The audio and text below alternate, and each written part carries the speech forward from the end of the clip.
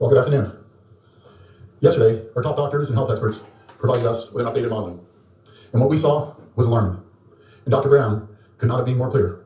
If we don't take action, if we don't change course in a big way, Ontario's on track for 6,500 new cases per day. That's 6,500 more people who will catch this awful virus each and every day. And based on current projections, intensive care units could be overwhelmed in 6 weeks. The impact on our hospitals would be absolutely devastating. As Premier, I can't accept that, and I won't accept that. My friends, we can't let that happen. We must do whatever it takes to slow the spread of this virus. We must do whatever it takes to stop our hospitals from being overrun. So we're here today to take action. We're here today to protect the health of Ontarians. My friends, 6 days ago, we began implementing a framework to provide an early warning system across the province. Our framework provides clarity and certainty to Ontarians and to local public health units. It focuses on early intervention in areas where we're starting to see cases rise.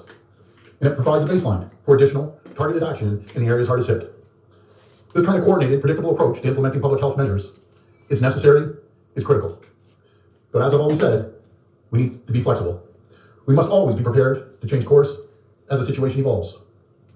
And the updated modeling yesterday made it clear that the situation has changed dramatically since we started implementing our framework 6 days ago. So today, on the recommendations of our Chief Medical Officer of Health, Dr. Williams, and on the advice of our Public Health Measures Table, we're updating our COVID-19 framework with new thresholds. We see the numbers rapidly increasing. Dr. Williams has also updated his advice to everyone who lives in the red control zones. Limit your trips outside of the home except essential reasons, like going to work, school, getting groceries, keeping a medical appointment, or exercising. Work remotely where possible. Families should not, I repeat, not visit any other households or allow visitors to their homes. And please avoid social gatherings. These adjustments, they're necessary to respond to the latest evidence, and we may need to make further adjustments in the future. I've asked Dr. Williams to take another hard look at the restrictions and come back to us next week with his advice if further steps are necessary. My friends, I know this will be difficult. You've already sacrificed so much, but we need to be clear about what's at stake. We're staring down the barrel of another lockdown, and I will not hesitate for a second if we have to go further, because our number one priority right now is getting these numbers down. But here's the good news. We can change the course. We can bend the curve and get this virus under control. Each of us have a role to play. Every one of us has a role to play in preventing a lockdown. We need to continue following public health advice. We can't become complacent. We need to fight and continue fighting. Please don't lose hope. My friends, never in our lifetimes, in a generation, has so much depended on our collective action. Never has so much depended on us coming together as a people, as a province. Together, we can and we will get through this. To all those celebrating Diwali this year, I know it won't be like last, but that doesn't mean it can't still be special. As you celebrate with your household, connect with family and friends virtually, and please be safe.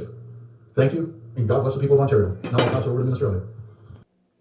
Oh, I wonder if there's any other good news. Has ever been achieved this rapidly, this quickly, and we're very proud of it and have tremendous help from the military, generals, admirals, and many of the great people at the White House. Operation Warp Speed is unequaled and unrivaled anywhere in the world, and the leaders of other countries have called me to congratulate us on what we've been able to do, and we've helped many countries with their ventilators and all of the problems they were having, and I'd like to congratulate everyone involved in this effort. It's been an incredible effort. As a result of Operation Warp Speed, Pfizer announced on Monday that its China virus vaccine is more than 90% effective. This far exceeds any and all expectations. Nobody thought they'd get to that level. And we have others coming which we think will be at equal level, maybe more if that's possible.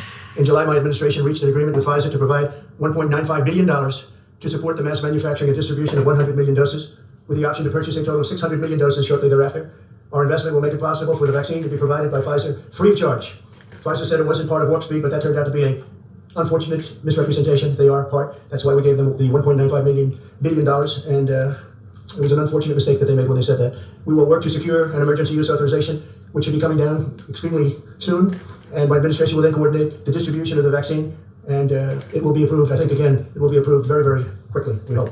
The average development timeline for the vaccine, including clinical tests and manufacturing, can take 8 to 12 years. Through Operation Warp Speed, we're doing it in less than 1 year. If you had a different administration with different people, what we've done would have taken, in my opinion, 3, 4, 5 years, and it would have been in the FDA forever. This is 5 times faster than the fastest prior vaccine development in history. 5 times faster. Say it again, 5 times faster. Nobody can believe it, actually. 3 other vaccines are also in the final stages of trial. They'll arrive within a few weeks, and they will also be mass-produced, and the delivery will be very rapid. We're ready to go. The vaccine will be distributed to frontline workers, the elderly, and high-risk Americans immediately. It will be very... Keep looking up, folks. Our redemption draws near.